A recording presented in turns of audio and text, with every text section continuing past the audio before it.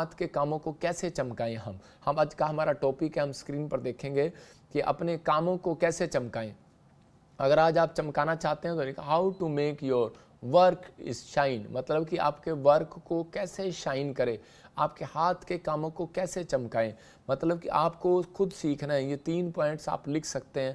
कह रहा है कि जो विश्वास के साथ रिलेशन बनाते हैं परमेश्वर के साथ, नंबर 1 जो विश्वास के साथ रिलेशन बनाएगा, मतलब which will create a relationship of trust. और दूसरा थ्रू मिडनाइट प्रेयर, मतलब जो मिडनाइट प्रेयर के द्वारा आप परमेश्वर से कह सकते हैं और परमेश्वर आपको चमकाएगा।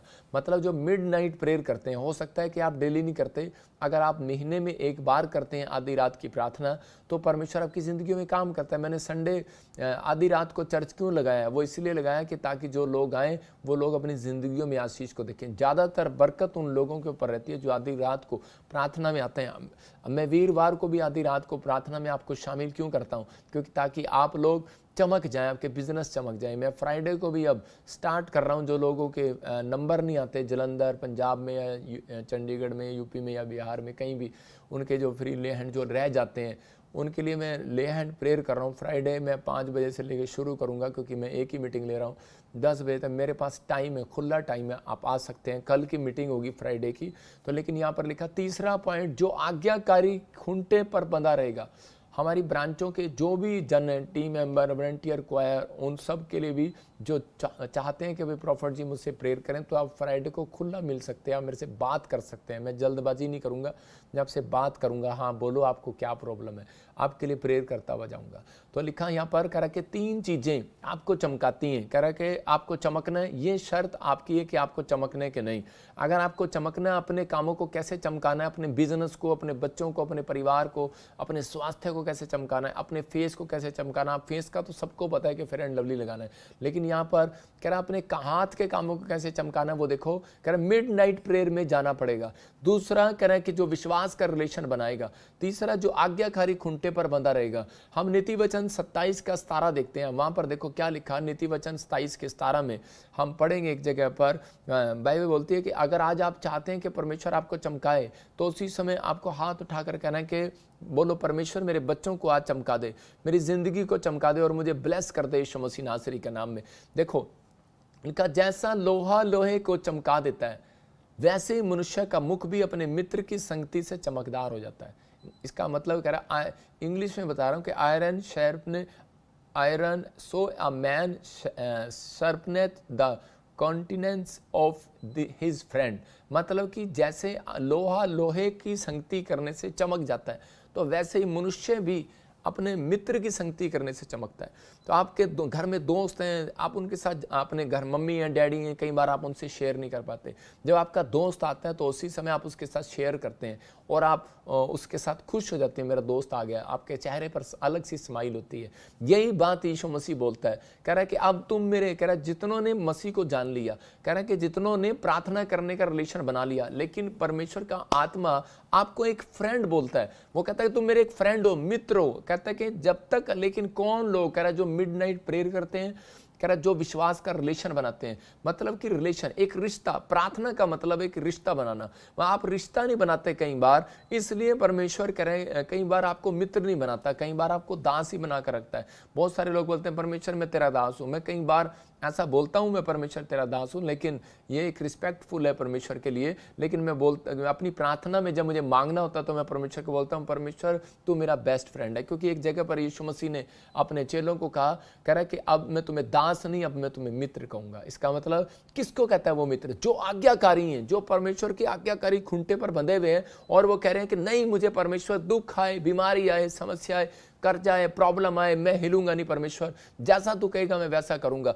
तो मैं एक भैंस का उदाहरण दे रहा हूं आपको। भैंस को देखो, एक 2 तरह की भैंसें हैं, 2 तरह की भैंसें। एक भैंस है जो खुलेआम घूम रही है, और खुलेआम देखो बाजार में घूम रही है ना, घास में घूम रही है, इसकी मर्जी है, इसको चमकना ही नहीं है। देखो इसके सिर गंदा, इसकी पूंछ गंदी, इसकी कमर गंदी, बेचारी को कोई साफ करने वाला है ही नहीं।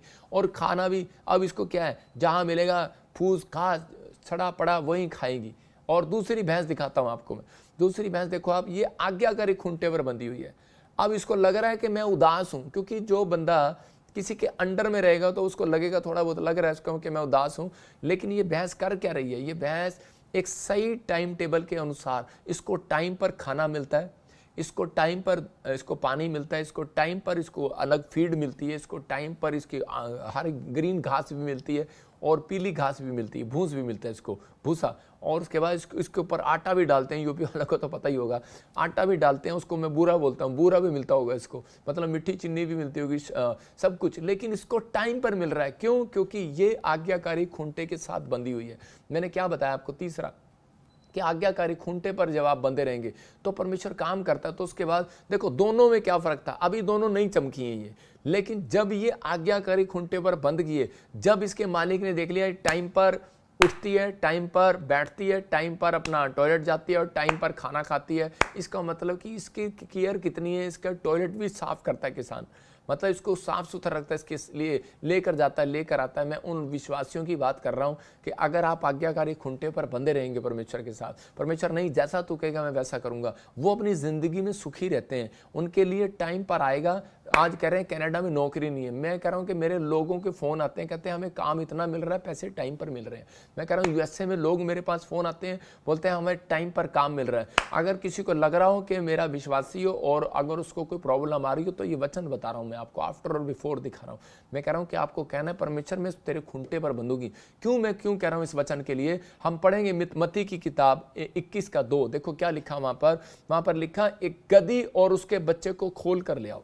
वहां पर क्लियर लिखा मैथ्यू चैप्टर में 21:2 में, कह रहा सामने के गांव में जाओ, वहां पहुंचते ही एक गधी बंधी हुई और उसके साथ बच्चा तुम्हें मिलेगा, उन्हें खोलकर मेरे पास ले आना। हो सकता है आप किसी कारण से, किसी कर्जे से बंधे हुए हो, किसी बीमारी से बंधे हुए हो, लेकिन बंधन कब होता है? बंधन आपके ऊपर परमेश्वर नहीं शैतान डालता है, या आपसे कोई एलर्जी करता है, जलस करता है, आप ही के अपने जाते हैं और डलवाते हैं, तो आपको पता नहीं होता। कई बार अब्राहम के ऊपर एक बंधन था कि उसके पास 90 साल तक बच्चा नहीं है, आगे उसका बेटा चला गया, इसहाक के पास 20 साल तक बच्चा नहीं है, बंधन है। हो सकता है आपके ऊपर कोई ऐसा बंधन हो जो आपकी जॉब ना आ रही हो, आप बार बार ट्राई कर रहे हो और जॉब ना मिल रही हो, आप बार बार घर बनाना चाहते हैं लेकिन बनता नहीं, आप देखा कहीं काम डिले हो जाते हैं, आपके पास पैसा भी होता है और आप कोठी ढूंढ रहे होते हैं, आपको कोठी नहीं मिलती, आप किराए पर ढूंढ रहे होते हैं, किराए पर नहीं मिलती, आप कोई बाइक लेने जाते हैं तो आपके पास बाइक ही समझ में आती, कपड़ा लेने जाते हैं कपड़ा समझ में नहीं आता। इसका मतलब क्या है? आपके माइंड को बांध दिया गया है, आपको वो चीजें दिखाई ना दें, आप वो तरक्की ना करें,